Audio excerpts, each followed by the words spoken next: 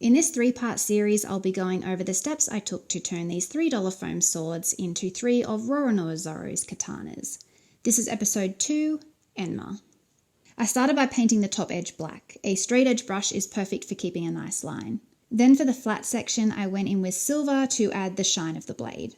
I'm mixing up a metallic aqua colour with a bit of blue, green and silver. With a small brush, I carefully paint on the flame-shaped temper line.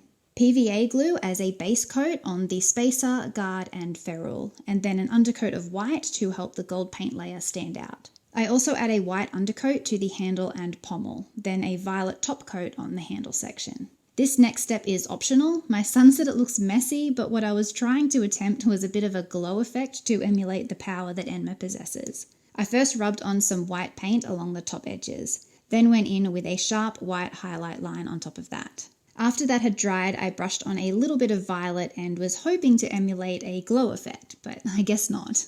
For the handle wraps, I bought a cheap pack of ribbons. With some PVA glue and pins to secure, I wrapped loops around the handle. 3 loops underneath the pommel and another 3 loops part of the way up the handle.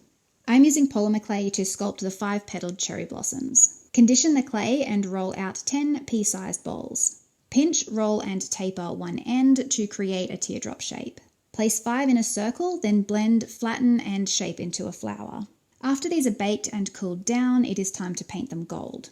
Glue the flowers on, remove the pins from the ribbons, and now we can paint on the rest of the golden details.